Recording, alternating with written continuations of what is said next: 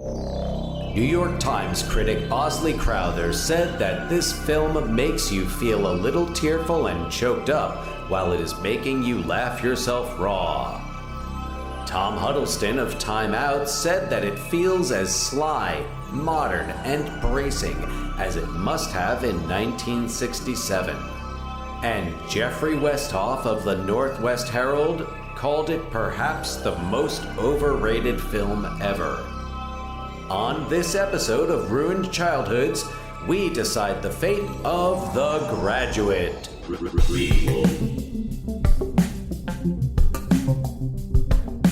Sequel. Reboot. Which one will it be? It's the Ruined Childhoods podcast. Greetings, Starfighters. Countrymen, lend me your ears. Sorry, little shakes. I got a little Shakespearean there. Sorry, throwing out a little... You got a little shaky. A little JC. Julius Caesar. You got a little shaky shakes. Not that this episode is, going to touch on his work too much. Though in all. A way, it references perhaps some of the great tragedies of classic theater. I couldn't agree with you more. We'll get to that. Hey, Dan, how's it going? All right, John, how are you doing? I am doing all right. Hello, Hi. everybody. Hello, Starfighters. So for those of you joining us for the first time, I'm John. I'm Dan. We're brothers. And we're brothers, and we Hermanos. like movies a lot. and this is a podcast that talks about what we would do with movies if we were forced at gunpoint to remake them, give them a sequel, a prequel, or reboot, or whatever. Yeah, well, it's kind of like, let's admit it, Hollywood has kind of like been recycling a lot of the same properties, and in some ways kind of taking different perspectives on them, like, Joker, for example, and in other ways just kind of like, cashing in on a dependable property, every time a new version of Predator comes out. Right. An angel gets its wings. An alien births to fight it. So I thought that it would be appropriate to go over what this podcast is all about before this episode, because I think that this is one that people might, stumble upon maybe more than some of the lesser known films. This or is some of the more certainly culty not... films. This is a classic. Yes. It's on the AFI Top 100. Do you know off the top of your head which number it is? I don't. I believe it's number 17 based on the latest update. Is that the 2007? I believe so. I don't know, Dan, do you feel like it deserves to be on the list and even up that high? Yes, to part A. I do. I believe, and granted, there's a lot of movies on the AFI Top 100 list that I've never seen. I do think that in terms of its cultural significance, The Graduate belongs on that list. And you know what? When you think about the impact it had on culture, from Simon and Garfunkel, like from it, not just taking the Simon and Garfunkel, the existing Paul Simon catalog, if you will, and bring and applying it to not just a film, but a character and a mood, and really kind of taking the iconic music of that time, applying it and making an iconic film. How many times have you seen some take on, Mrs. Robinson, you're trying to seduce me? The shot with the leg over. How many times has that been parodied? How many times has the movie been referenced in... Probably as many times as You Can't Handle the Truth has been parodied or referenced. Oh, it's nice probably right up there alongside that one. I would say The Simpsons alone has probably done, at least let's say 10 in all of its years, in its 30 years. Well, Dustin Hoffman himself actually was on Simpsons and said the famous line. That's right. It's a movie that came out 52 years ago. I watched it the other day. It was one of those movies where it's like I wasn't picking up my phone and checking Twitter and stuff. I like kept my attention the entire time. And for a movie that old to do that is pretty impressive. It's funny you should say that because I put it on just feeling like I've seen this movie. It's our father's favorite movie. One of his. It is be, one unless you're counting the launch sequence from Apollo 13. Well, I mean, it made the house shake. So it made the house shake. Right? That the right stuff. No, but long before surround sound was a thing in our home. One of the first gifts I think I bought him when I started, like when it wasn't just mom saying, here, this is what you're giving dad for his birthday. Right. Was a VHS copy of The Graduate. Like a VHS copy of The Producers was definitely one of them, and a VHS copy of The Graduate. I mean, I remember watching, I don't know if I watched it with him for the first time, but I definitely watched it because he cited, like, I am almost certain that there's a photograph that exists, and we'll go to the source on this, but I'm pretty sure there's a photograph that exists of dad in like the scuba gear, like Dustin Hoffman in The Graduate at his 21st birthday celebration. Do you know what I'm talking about? It seems vaguely familiar. Yeah. I don't know. If we can dig that up, that'd be great. Yeah, no. We'll work on it. Keep an eye on our Instagram at Ruined Childhoods Pod. So, anything else you want to talk about before we get into The Graduate, like for real styles? I guess just some movie recommendations to throw out there. Sure. Knives Out. So in terms, still haven't seen it. All I'm gonna say is that I think that what Rian Johnson has done as a filmmaker, and I don't think this is the first time he's done it, but I feel like this is kind of the most well-constructed way he's done it, is use a very familiar, tried and true genre to say something new or contribute to a like a relevant discussion. Because Gotcha. by many appearances, and I really don't want to say much because like I want people to see it, but I mean, I felt like I went in expecting something and I got that and more. Nice.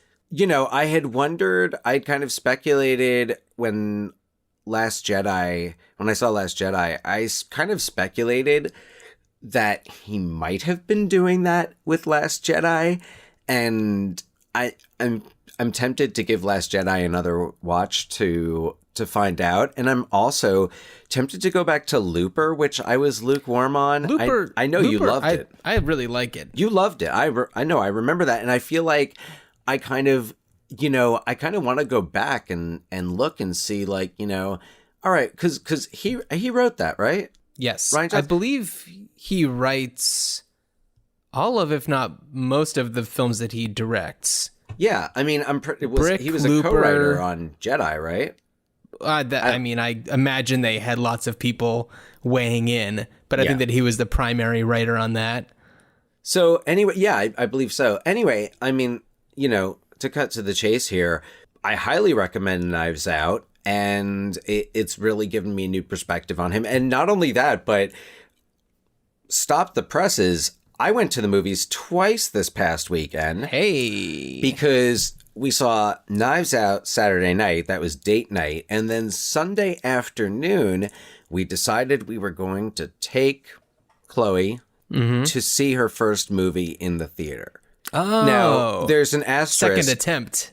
Second attempt, first success. The first attempt was Mary Poppins Returns. Last year's... Not Chloe's fault. So, no, not Chloe's fault. No, the projector broke down and it just wasn't in the cards. Since then, we've moved. We live around the corner from a movie theater, and we said, hey, let's go see Frozen 2, which I might have enjoyed more than the original. Well, as the parent of a 2-year-old, we just watched Frozen 1 recently. And by that, I mean we've watched it maybe 7 times in full since. Oh, you're in phase 1. Yeah, pretty much. Luckily, she's not crazy about it, but she definitely enjoys it. Yeah, I think Chloe was more into it when she was a little bit older. Mm-hmm. I don't know that she really watched it at 2. I think 2 was kind of like Daniel Tiger. Oh, we're into the Daniel Tiger. Don't get me wrong. I mean, DT, we occasionally go back to DT. I mean, we're Wiggles enthusiasts in this house. Well, yes, no, I know, of course, you're a Wiggles enthusiast. And of course, I know people who tuned in to listen to us talk about The Graduate are okay. Let's get back to movies that are made for grown-ups. So you said a couple things earlier that I wanted to loop back to. So Looper was one of the last times that I enjoyed seeing Bruce Willis do actual like acting. You know, he's been in a lot of kind of like made for streaming things and kind of like not real acting stuff. It's kind of like Looper, he actually had some depth to his character. And you also said cut to the chase. So I want to take that plus Bruce Willis and tell you about a movie I saw recently called Motherless Brooklyn. Oh, how was that? Because it was nice to see Bruce Willis doing some acting again. And it had some really cool 1940s, 1950s car chase sequences throughout New York. I love the trailer. It's really good. It's up in the top of my my movies of 2019. It was really good. All right. Along with another movie I watched the other day, Parasite. I've heard. I have yet to see. Parasite is tremendous. It is tremendous. Wow. It is like I avoided any trailers or reading anything about it, because I just heard it was so good. And I was like, I want to go into it fresh. And I'm glad I did. It was just full of surprises. And it is one of those movies that kind of had everything. It was funny, suspenseful. It's just a really well-crafted film. It's reminding me I haven't seen the film yet, but just between, not necessarily the content of the trailer, but like the tone of the trailer, which doesn't really reveal much, if anything, plus all kind of like the hype and what you just said, it reminds me so much of when The Crying Game was released. Really? Like around this time in 1992. I didn't end up seeing it until March of 93 at the Rialto Cinema in Westfield, New Jersey. Thanks for letting us know. Well, I don't know when we're going to talk about The Crying Game. Like, we who might. knows? Maybe we will. Anyway, but just kind of like, I remember the mystique around it. And I remember, like, I distinctly remember listening to the radio. And I think I was listening to like, Q104.3 when that was like the classic rock station in New York. Uh-huh. And they played the original song, The Crying Game, which was then covered and was a big hit for Boy George, was like the Boy George comeback. Yeah. And I remember hearing them play the song and hearing the DJ talk about the movie, not very specifically, but just kind of like talking about the scene where it's used. Mm-hmm. And between that and the trailers, which did not reveal the true nature of the film, but were not, I would not call them deceptive. Like, there was still, it's like the trailers sell it more as like a thriller, like an IRA, Irish Republican Army, centered thriller, which it is, and then some. And then some, yeah. And I mean, that's one of my favorites. Yeah, and I mean, that's a movie where, as we were saying, it's so tied to the music that was, recorded for it, much like The Graduate, which definitely, I mean, Simon and Garfunkel were, known, but that's when Mrs. Robinson, became a thing. It was not written exactly for the movie, but it was altered for the movie to fit the name Mrs. Robinson. It's going to be Mrs. Roosevelt. Yeah. So, Dan, should I just launch into a little synopsis of The Graduate for anybody who doesn't know, who's been sleeping on it for the past 52 years? Why don't you go into a synopsis, and then I've got just some background that I want to talk about. okay, you can just give me a little like times out sign or put your hand up or something, and then we'll If I want to pipe in during the synopsis? no one will take little pauses. All right, so Benjamin Braddock, who's played by Dustin Hoffman, just graduated from college. And yes? Interesting to point out. I mean, and I feel like most people who follow this film or know about this film know this, but Dustin Hoffman was Mike Nichols demanded two things with this movie. Simon and Garfunkel's music and Dustin Hoffman as Benjamin. And like the studio was like, no, they wanted Robert Redford, they wanted Warren Beatty. Yeah, they wanted like an attractive leading man that people knew. Well, and honestly, is actually probably a little closer to the Benjamin of the novel written published in 1963 by Charles Webb, who like he's a track star. He's the BMOC, big man on campus. Right. At I forget where he went. They just say an East Coast school. Yeah. And he's still all of that in the movie, but it's Dustin Hoffman in his first film role, and Benjamin Braddock is not.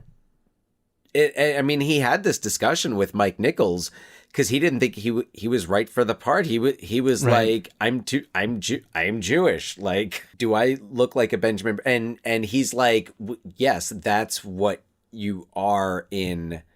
I forget exactly what it was that Mike Nichols like said to him, but he was like, it was a long time ago. Your memory must be pretty fuzzy. Yeah, I know. Well, it was a party. We were at Diane Cannon's. Sorry. Pour one out for Robert Evans. Yeah. Anyway, I don't know. So I think it's just interesting because it's really hard to imagine anyone else in that role. Right. But which we'll get to. Go on. So anyway, he's graduated from college and he returns back to his parents' place in Los Angeles, and he's overwhelmed by his parents and his parents' friends' expectations now that he's out in the real world.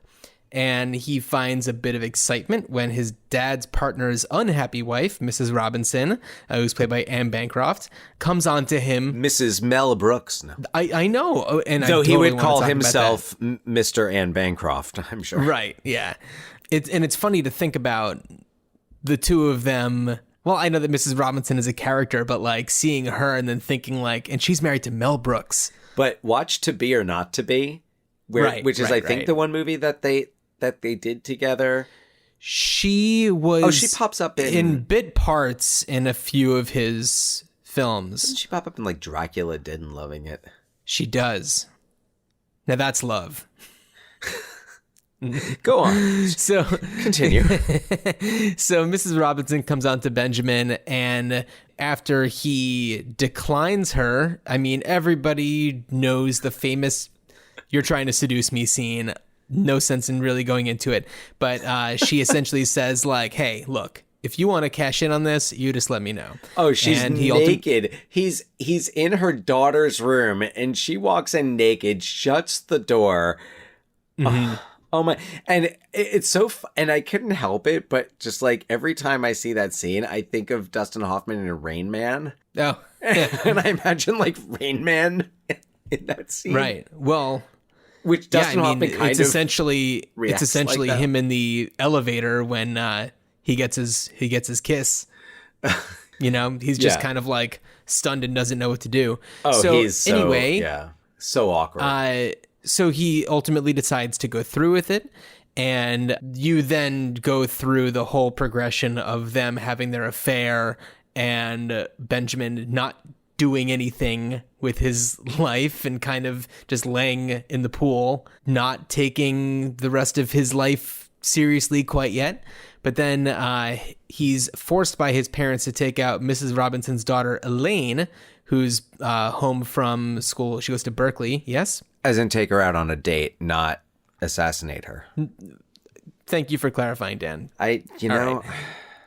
So that's where my mind went. Given that he's in this, having this affair with Elaine's mother, he essentially is doing this just to get his parents off his case and he ultimately shows her like the worst time in the world. And after she gets really upset, he kind of breaks down and like gloms onto her and focuses all of attention onto Elaine. What's up? Sorry, I'm going to pipe in because this actually kind of connects to what we were talking about with Mike Nichols wanting Dustin Hoffman.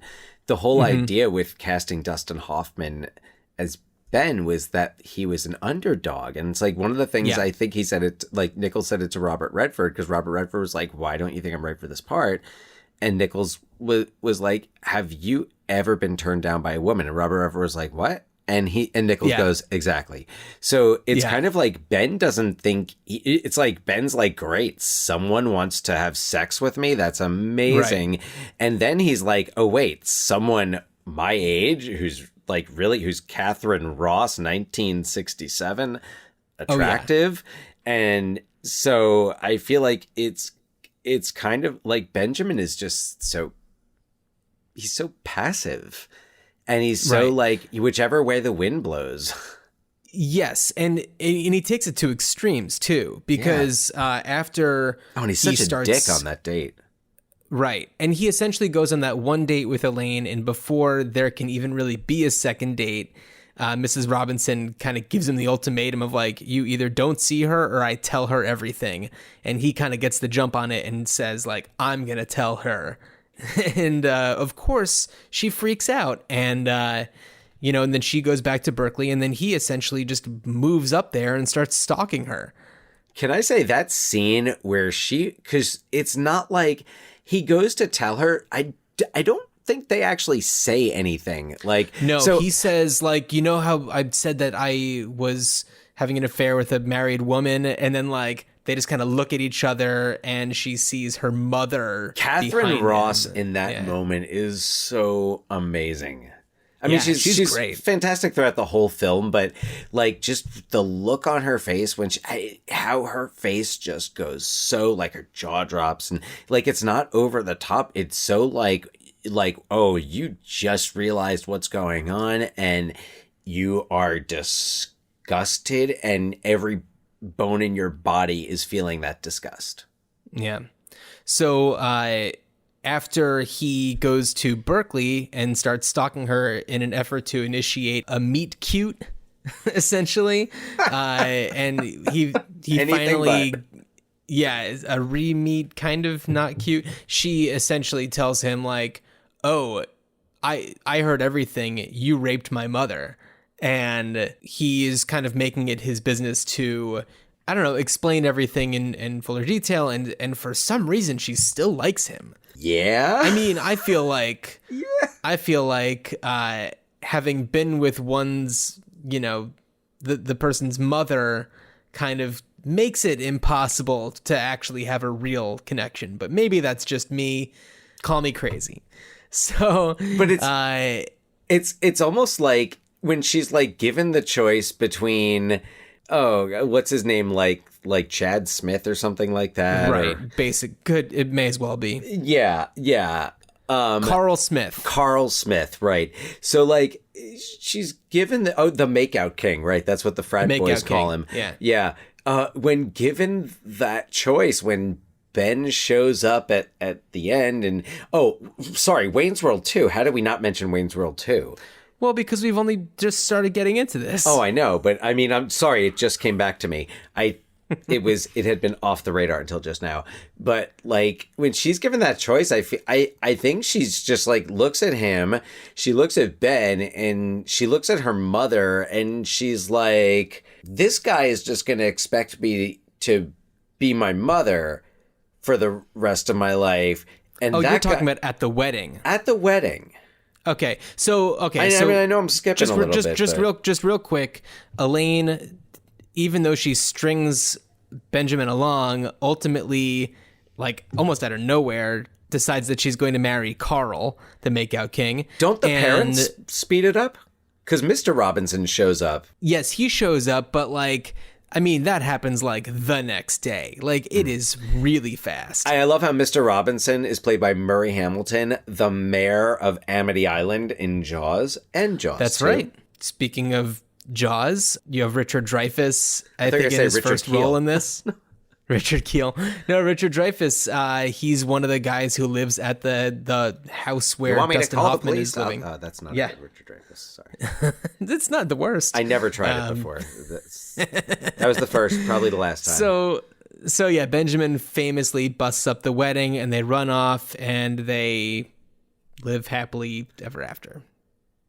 Well, Which we all know is not the case. Well, do we though? Because But that's the thing, is that you can tell that they aren't thinking things through, but she has at least broken, it's like her mother is so unhappy in her marriage, and she was going to go do the same thing that her mother did, marrying young to somebody who's successful, to just kind of, sit at home and smoke cigarettes and watch game shows. To drift. Yeah. So they go off, and at the end, there's that famous shot of them sitting in the back seat of that bus, and kind of just like turning back around after they're so like gleefully, flipping off everyone from the wedding, and looking at everyone as they're going off into the distance, and they just kind of turn around and they don't really look at each other. They just kind of look ahead. And it's kind of like it's praised as being such the significant moment of uncertainty, and you can read into that. The interesting thing about that is just like Mike Nichols didn't call cut. Well, yeah. Yeah, but... I mean, I think he did that. And I know he did that, but what's interesting is like I think that if Nichols had directed them to play that, it would not have worked. I just love the idea that Mike Nichols had this. I like to think he had this plan. He had this intention, which kind of speaks to, I think, a lot of the meaning that I found in the movie on this last viewing, and maybe not just on this last viewing, but I definitely, and it ties into everything, but. Before we get into that, just a little background on kind of the things that have been done with the property. Or you want to get to that in a little bit? I want to pause on that really quickly before we jump to that. I just want to know if you remember, aside from, buying Dad the VHS of The Graduate, do you have any memories of The Graduate from maybe your first viewing or anything like that? No, I mean, it was probably middle school, maybe early high school. It may have been that tape that I got for Dad. I might have rented it from Blockbuster. I don't really remember. I remember that the first time I saw it, I liked it, but I think the fact that the tone is not ambiguous, but the tone kind of shifts. The tone, in a lot of ways, it is ambiguous. And I think that at the time that I saw it, the, maturity level that I was at, there was some stuff that it didn't resonate with me. Whereas as the years have gone on and I've, watched it, I guess I would probably say I put it on once every couple of years. But I think it's resonant. I mean, what about you, John? I mean, what do you remember? I really can't remember the first time that I saw the movie. I think that the first time that I watched it where I was like really thinking about it was probably in college. But I mean, even before college, I'm trying to remember exactly what year it would have been. And this ties into what you're about to say about what has been done with The Graduate. But did you come and see it when it was on Broadway? Yep. Oh, yeah. With Kathleen Turner and Jason Biggs. Kathleen Turner in all her glory, Jason Biggs, and Alicia Silverstone as Elaine Robinson. I forgot that she was in it. Man. Oh, yeah. 2002. And and that was great. Yeah. So I was in the middle of college. Yeah. Which I felt, I'm sorry. I feel like I'm going a little bit out of order because I do want to talk about The Graduate, like the film a little bit more before going into the various Broadway reboots, London go ahead. musicals. So this movie's made, it's released in 1967 and so what's fascinating is it is set around this time. The characters are young people, one of whom goes to Berkeley, University of California at Berkeley, and there is really no political, no activist vibe, none of that. And I think it's actually I think the absence of that is meaningful, because in a lot of ways I look at the film and I think that it's part of, like, goes from using Simon and Garfunkel and having the film start with The Sound of Silence, which had already been a hit song.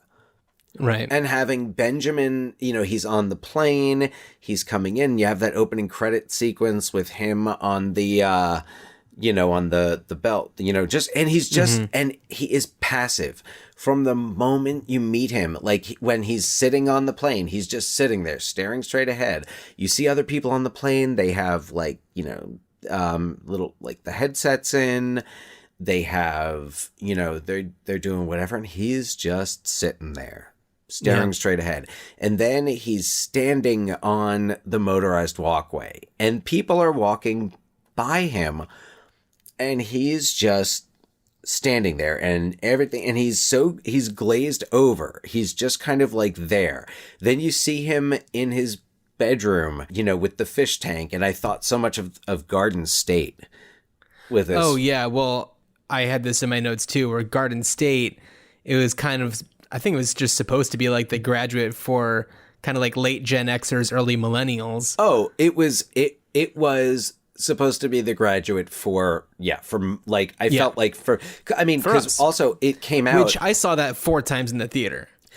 I saw it once. I saw it many times since then. But the main character that Zach Braff plays is 26. I was 26 when that came out, and he's trying to be an actor. He's doing. It was like the same thing, except that he's in L. He actually goes to L.A. and I'm staying in New York. He goes back to Jersey, and then there's all this other stuff. And I mean, they shot it in our hometown. They shot part of it in our hometown. Anyway, I feel like the shot of Benjamin, he's just sitting in his room, and like, his father comes to talk to him and try to convince him to come downstairs. And he's depressed. Yeah.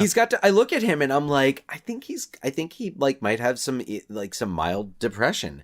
And what's great, what hammers the point home is that famous line, the friend, the family friend who pulls him outside and is like, Benjamin, I got one word for you: plastics. And like, what are plastics? They're stiff. They're, artificial. They're, and it's kind of also that comparison between East Coast, West Coast, New York, LA, is that, LA, Southern California, very, kind of artificial, or at least at this time. Yeah, sure. And it's so funny because everyone, like, they talk about all of these accomplishments. His mother, like, starts giving this speech at this graduation party for him. And she's talking about all, like, he's editor of the yearbook, he's editor of the newspaper. Right. She's reading, I think she's reading the yearbook, like his list of accomplishments. She reads like things that other people wrote about him in the yearbook. And none of these accomplishments mean anything to him. He won this prestigious award and someone's asking about him, and he really doesn't give a shit. And there's one other person at that party who doesn't give a shit, and it's Mrs. Robinson, who he turns around, he sees her, and everybody else is standing around talking. She is sitting on a chair, smoking a cigarette, looking bored as all hell. And I think we know she's depressed. She's a, quote unquote, recovering alcoholic. Yeah. Who drinks. Does it say that she's recovering? Well, she says she used to be an alcoholic. But,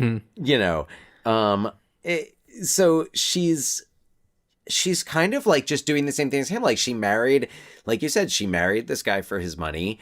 And I feel like you have this kind of like two sides of America represented. Because also you're dealing with this like real like generation gap in the 60s where it's kind of like a lot of the old conservatives against a lot of like, you know, young progressives. And it's kind of like Benjamin's just kind of stuck in the middle. Mrs. Robinson is kind of like stuck to one side, but she's at heart, like she was an art major.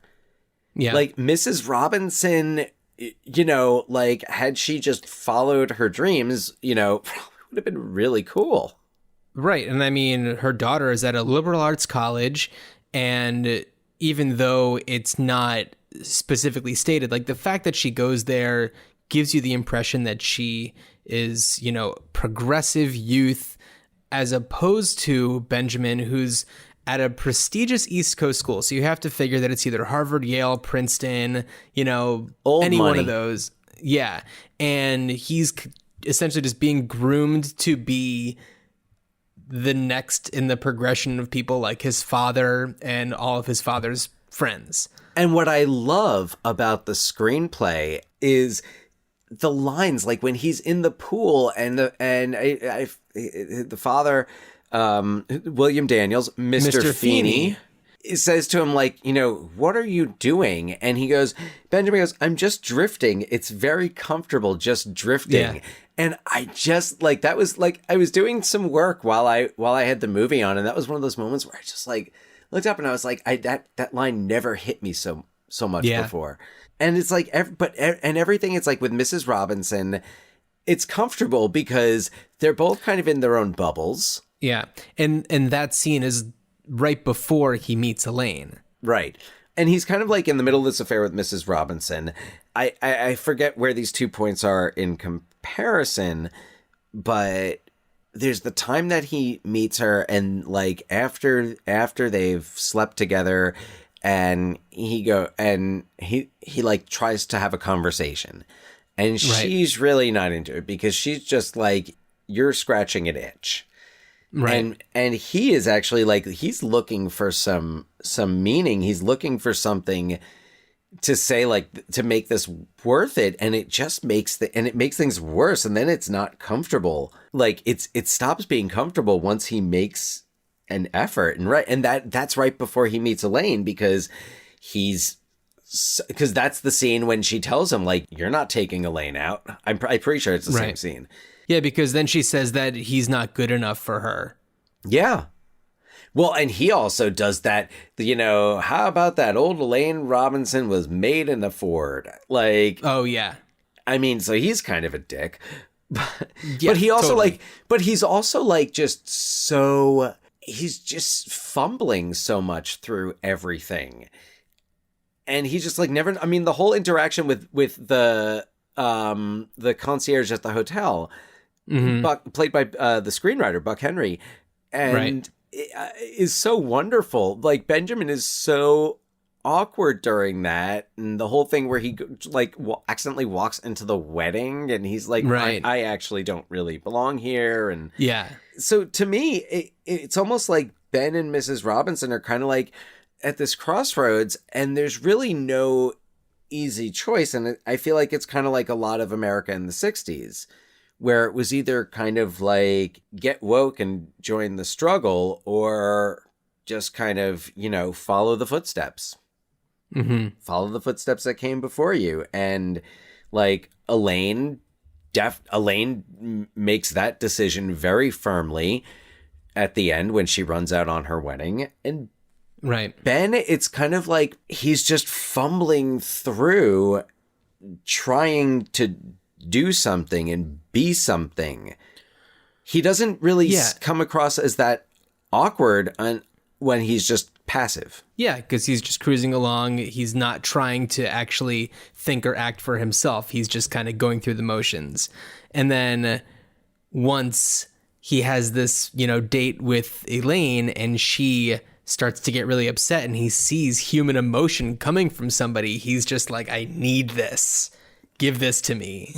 He's just instantly like, I need to feel things, and I need to get involved with this right now. Yeah.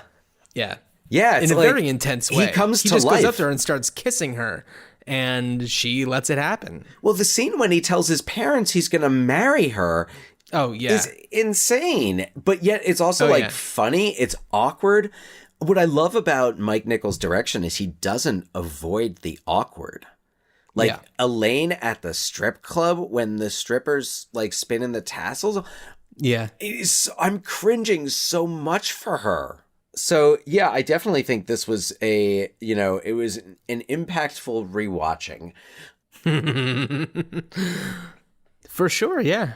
I've been looking forward to this one. This one was great. No, yeah. So we talked about the Broadway play. Did you know, John, that Charles Webb, author of the novel, wrote a sequel? You talk about Homeschool? I'm definitely talking about Homeschool. I only know about it because I read the Wikipedia page that Great. talked about it. But here, please go into some more detail. Well, in Homeschool, Ben and Elaine, and this is quoting the Wikipedia page, now married and living in Westchester County, are fighting to allow for their child to be homeschooled. They turn to Mrs. Robinson to help them. And all I could think when I read that was Sally Field banging the principal so that Forrest Gump could go to school. I was like, how is Mrs. Robinson going to help? The novel's set in the 70s, and apparently Charles Webb himself fought to have his kids homeschooled. And then this was published in 2007. I did read the original novel back in, I want to say around like 2000, 2001. And here's a crazy story. So little background, little history. Is this what you were teasing in the last episode? Yes. Ooh. Okay, go on. So in September 2001, back then I was just starting out, trying to work as an actor. And I was cast in a children's theater tour that was based out of Kenner, Louisiana, a suburb of New Orleans, and was out from September 2001 until April 2002. And while I was out on the tour, had a lot of time, on the road, in motels, just kind of hanging around. I did a lot of reading. So I actually think I had the Graduate with me, and either that or I had read it prior to going and brought it with me in order to write an updated version as a screenplay. Okay. Now, I have a box of, the old like floppy disks, not the big ones that were actually floppy, but like the smaller ones that I think they still call floppy disks. Right.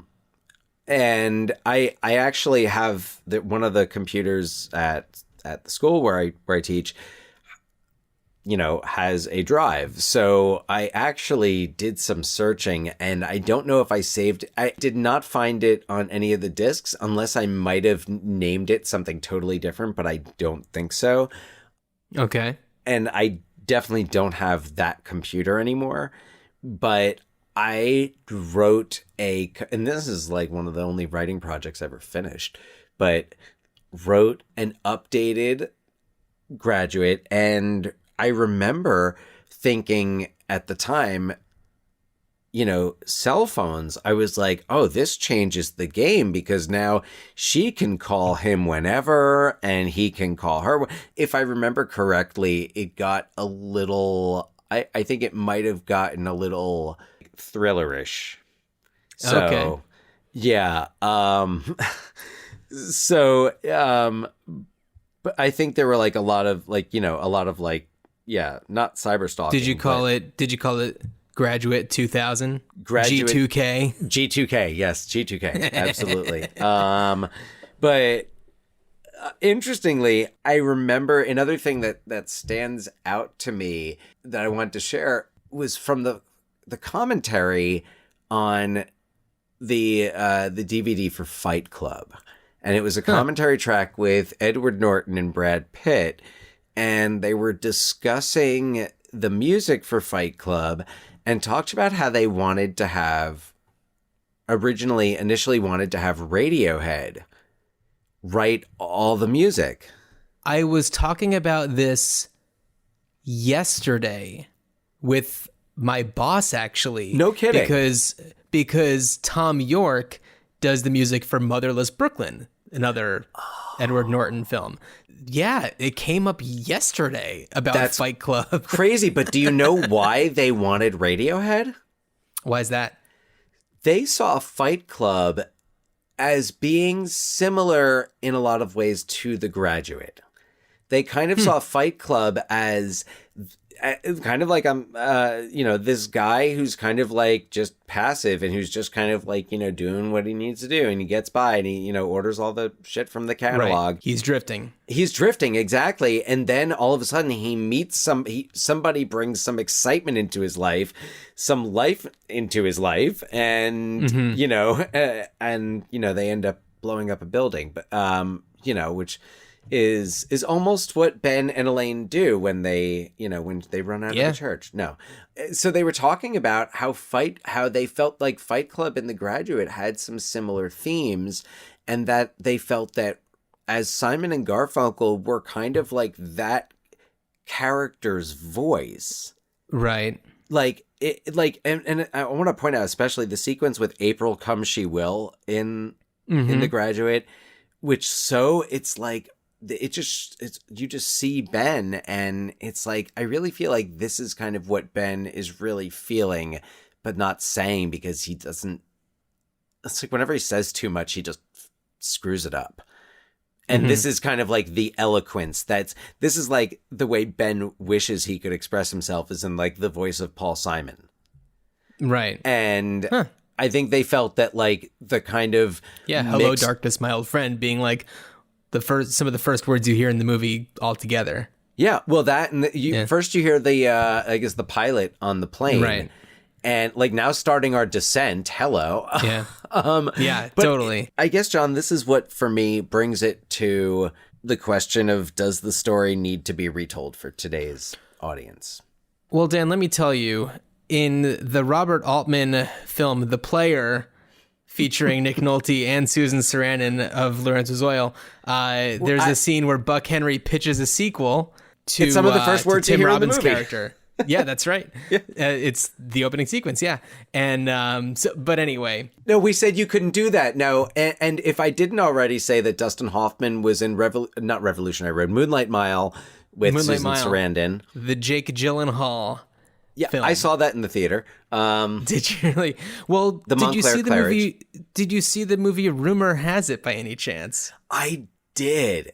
Dan, I watched it last night. Oh, John, I'm sorry. Oh, it was brutal. So I love Rob Reiner, and I am like, who's it? Mark Ruffalo. Mark Ruffalo, Kevin Costner, Shirley MacLaine.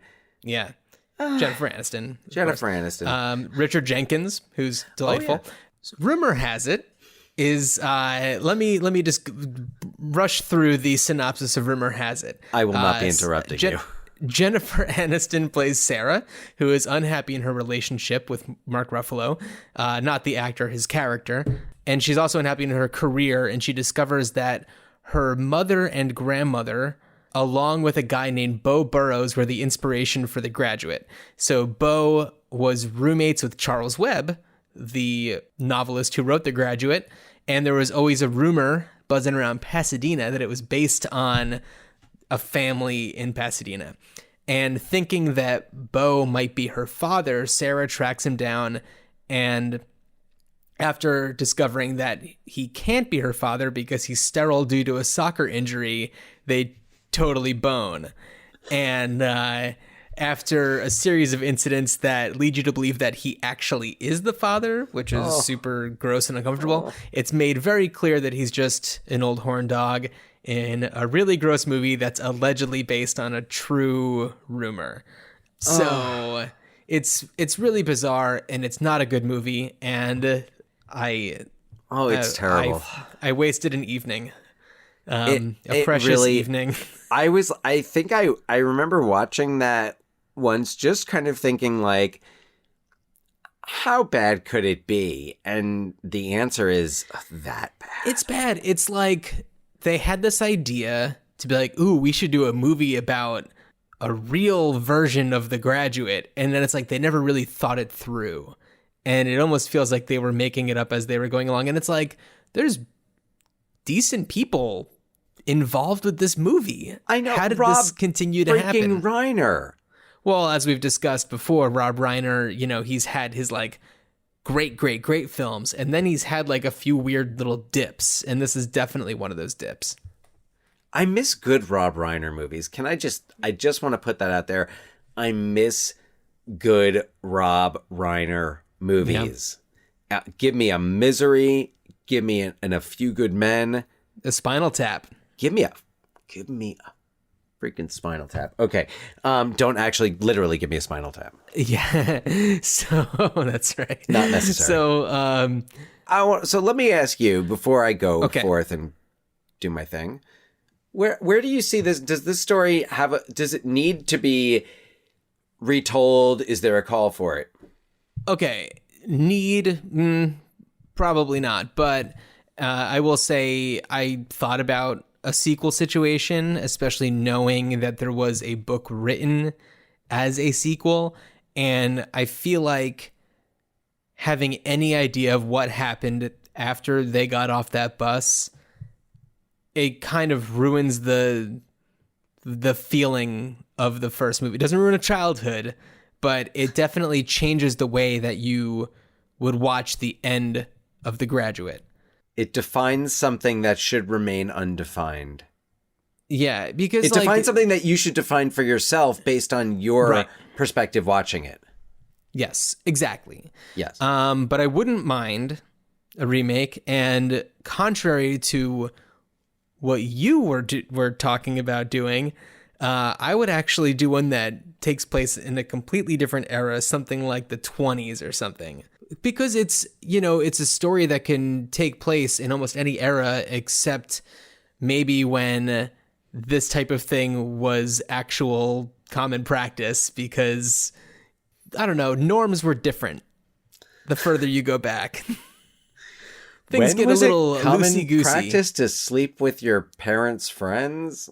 Biblical times? Ancient Greece? I don't know. Well, I guess when there weren't that many other people. Yeah, okay. Yeah, exactly. So I didn't have any thoughts about like really changing the plot or really adapting the plot to the different times. I just feel like setting it in a different era, like you were saying, for setting it in the age of cell phones, which, by the way, rumor has it does include cell phones, and it doesn't really make too much of a difference. Things still get very awkward. Rumor has it does nothing well. Mark Ruffalo gives his all in it, and he's quite good, but it's just not a good. Mark Ruffalo is just likable. Like, all you tell me Mark Ruffalo, and I'm like, all right, I'll watch it. Like, whatever. There's that movie with like Reese Witherspoon and Napoleon Dynamite, and I'm like, no. Mark Ruffalo's in it. All right. So, one thought that I did have that would change it a bit from the original would be not a gender flip, because I think that a lot changes when it's an older man preying on a younger woman. Well, then it's a Woody Allen movie. Shout out, Dad. If he's ever going to listen to an episode of this is going to be it. Credit where credit is due to our father, who has been calling Woody Allen out on being a despicable human for a very long time. I mean, long before there was so much evidence. So much more. Like, when the worst thing you could say about him was that he married his adopted stepdaughter who was of age. That was the worst thing. Those were the good old days. I know. And it's bad. But oh, my God. Our father, seriously. Oh, and he called it. Who I feel otherwise would be totally on board for somebody like Woody Allen and his movies, but totally stuck to his guns and was proven right. Yeah. Very much so. Anyway, but what I might be interested in is maybe a same-sex dynamic. Oh. Yeah. It wasn't that, I didn't see Call Me By Your Name, but I mean, I know that's not quite that much of an age difference. No, I think that age difference was more like high school and college. Yeah, it was like Timothée Chalamet and Armie Hammer. Armie Hammer, right. Which, how do you forget that? I love that movie. It's fantastic. Yeah, you can't forget Armie Hammer. And similarly, one of the people I was thinking would be really good for the Benjamin Braddock role, if there was to be a same-sex Graduate remake, was Aquafina. Another name you can't forget that is a name of a brand of something. She's fantastic. I don't know if you've seen much of her work, but she actually Ocean's 8. can do... She's great in Ocean's 8, but she actually can do drama. She's very I good, know aside she from did just the Farewell. I haven't seen it, which but I have a copy of it, and I've been meaning to watch it because the trailer looks fantastic. Anyway, she's one of the people that I thought would be good for it, as well as Kiersey Clemens, who's in Heart Beats Loud with Nick Offerman. One of my favorites from last year.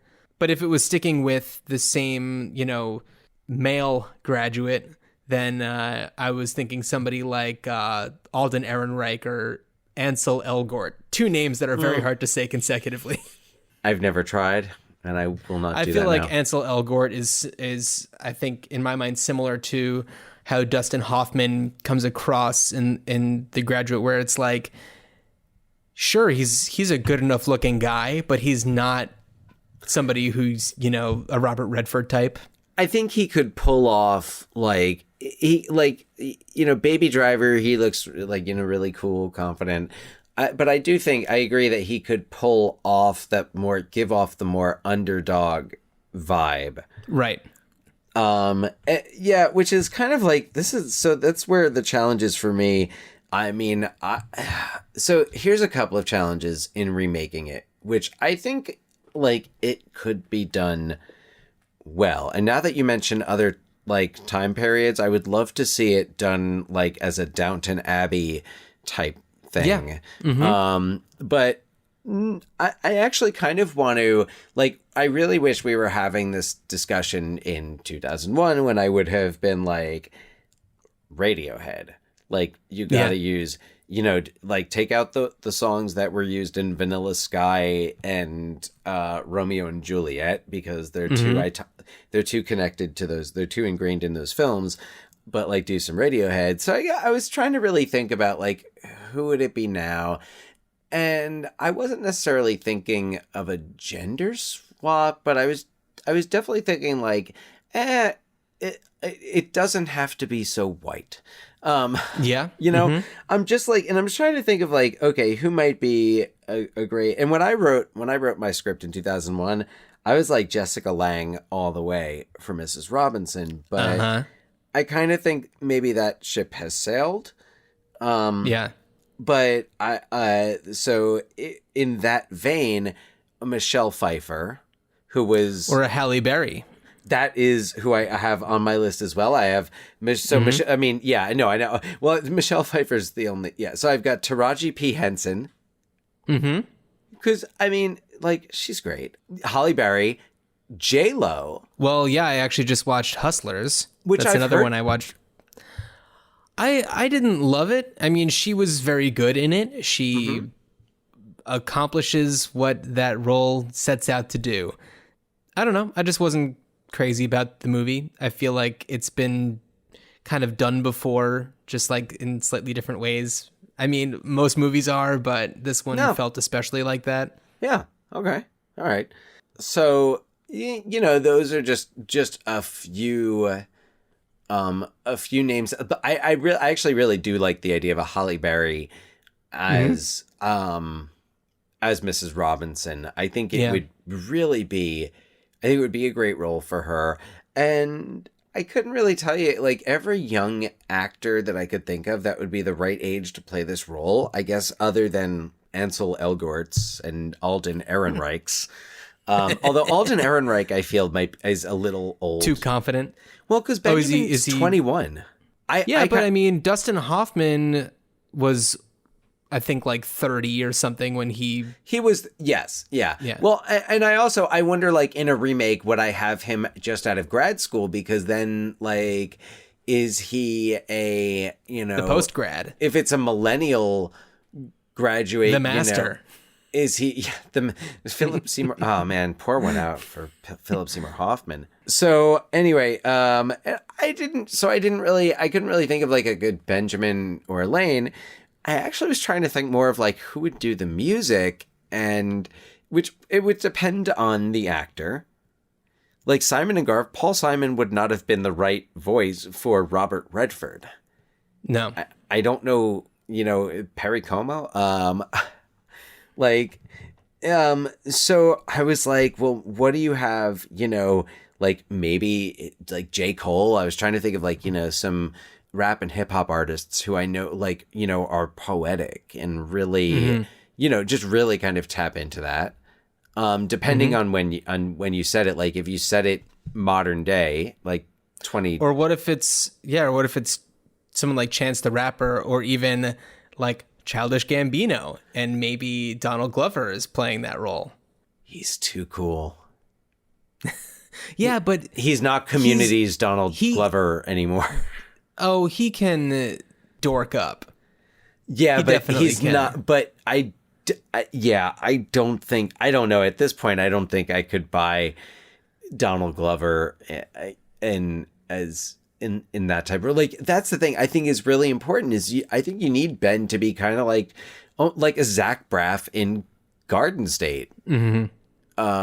So I don't know who that is now, but I was also thinking like, what if I was like Orville Peck is an artist that I feel like is really can tap into a mood and set a tone. I mean, I don't know why we're not talking about Beck right now. Oh, Beck would be really, especially like Beck I'm thinking about Sea Change. Yeah. I'm thinking. I mean, there's a few Beck albums that I mean, and that's also the thing. You have like a lot of back catalog that you could potentially use, but I actually would love to hear Beck conduct. Have you heard Beck's new album, by the way? Yeah. What do you think? I enjoy it. Yeah, I'm gonna have to give it another shot. Like Beck's Modern Guilt. Like, let's bring out that album. But yeah, Beck would be a great choice. Like Beck would be a great choice for an Ansel Elgort Benjamin. Right. Yeah. Yeah. But, like a Daniel Kaluuya from Get Out. Oh, yeah. Which he's probably a little too old too. I feel like that, an actor like him could bring, a different tone to it. I don't know.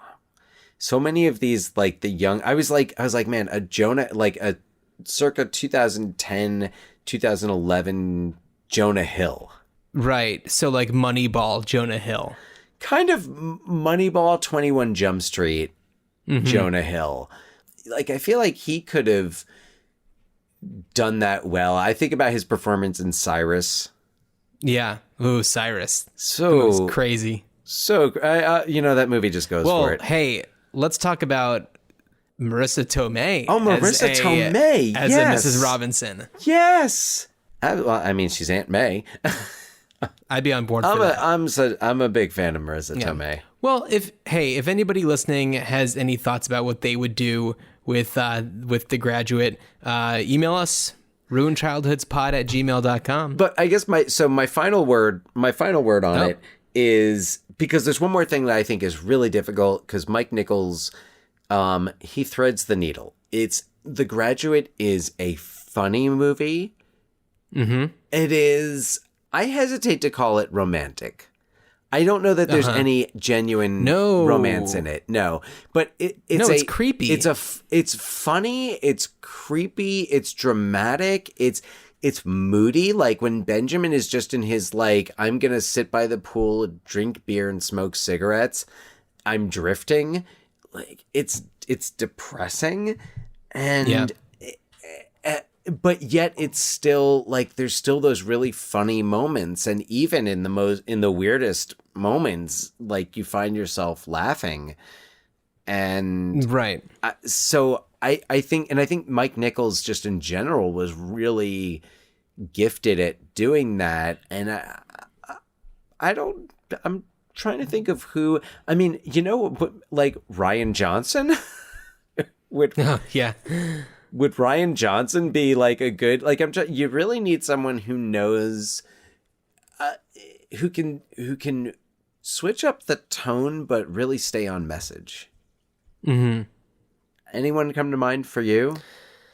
I mean, it's tricky because I feel like Wes Anderson? the course of the, over the course, yeah, right. Over the course of the 40 some odd episodes we've done of this, we've talked about so many different directors, and I feel like as great as a lot of them have been, I don't know if any of them would be right for this, because you would be constantly trying to.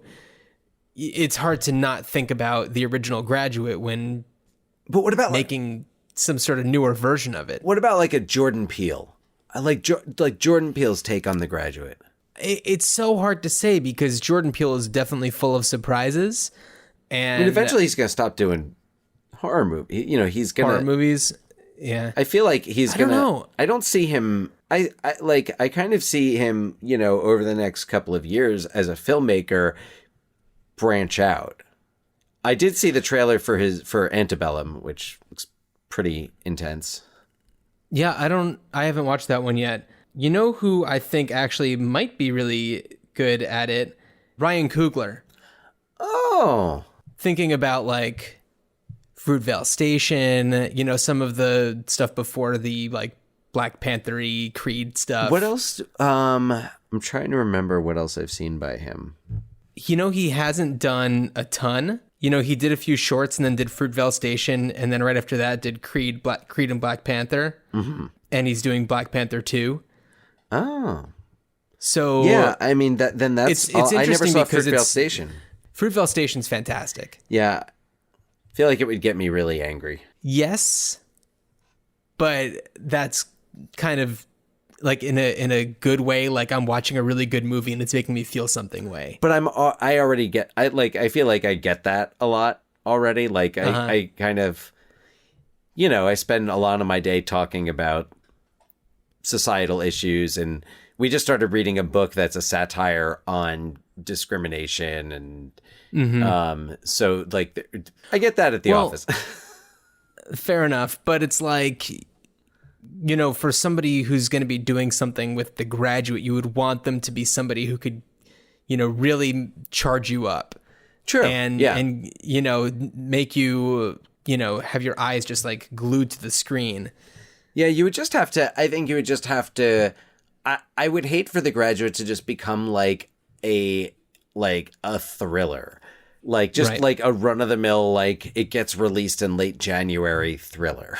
Yeah, and I mean, it's the thing is like it would always be judged. Even though there are a lot of movies that are remade or rebooted, or properties that are rebooted, there have been a lot that definitely get people in the seats. Where I feel like The Graduate would it'd have to be like really special for it to really get people out to go see it. Gus Van Sant shot by shot remake. 0 people want that. Did you ever see that when he did Psycho? No, I didn't. I saw it. No, I didn't. Did you? And I mean, I didn't go see it in the theater or anything. I watched it. It's kind of like watching a strange prog rock cover band do one song for 2 hours. Okay. And not well. Yeah, I know. And Vince Vaughn is there. And there's Vince Vaughn, and he's creepy. And then there's Anne Heche. And she's Anne Heche. Who else was in that? Yeah, because I don't even know. You're the one that saw it. Anne Heche is the one who gets stabbed in the shower. And then there's her character's sister. I'm not a big fan of that movie to begin with. I think there's other Hitchcock movies that I really like more. Oh yeah, Vera Miles. So, any final words to share on The Graduate? No. We've said a lot of words about The Graduate. I don't think there's really any more to cover here. Yeah, I mean, ultimately, I would say don't do it. But I agree with you. Like anything that attempts to depict Ben and Elaine's lives after this movie is, bad news. Avoid it. Yeah, I mean, I think it could be interesting in a way. Not that I think it should be done, but if there was some sort of Mrs. Robinson prequel, I was wondering about that. I was trying to think. I was like, was Mrs. Robinson, like, did she come, like, what kind of family did she come from? Right. I don't get the impression they were wealthy. Mm-hmm. Like, she kind of, quote unquote, married up. But yeah, it's funny. I was thinking about that too. I was like, if anyone, like, that's the, like, I don't want to see Ben at college just like being like, Joe Cool. Running track, winning awards, editing things. Winning awards. So before we announce our next episode, I wanted to add an announcement about, because we talked about how some reboots, some remakes put people in the seats, some don't. Well, we're looking back at 10 years of remakes, reboots, sequels, and prequels. Right. So we've got a survey posted. There's a link in our Instagram bio at Ruined Childhoods Pod. Please, when you have a few minutes, jump on. It lists pretty much, I would say, most of the reboots, remakes, and I'll say long-awaited prequels, sequels, like it's been 10, 15 years since the last one. And an opportunity to share, which ones you've seen, what you liked and what you didn't like, and we'll be whenever our last episode of the year is, we'll be kind of sharing some of the responses. So please visit the link, complete the survey, and hey, be a part of the of our celebration of the 2010s decade. Yeah, and so I want to repeat a line that you said earlier in reference to our next episode, because you said get woke and join the struggle, and I feel like that's a perfect way to talk about what our next movie is going to be, and that is Warriors. I knew you were gonna do it. You have to. You have to. So get your beer bottles on your fingers and clank them together and be a big old creep, and join us on the next episode. And good journey, Dan. Good journey.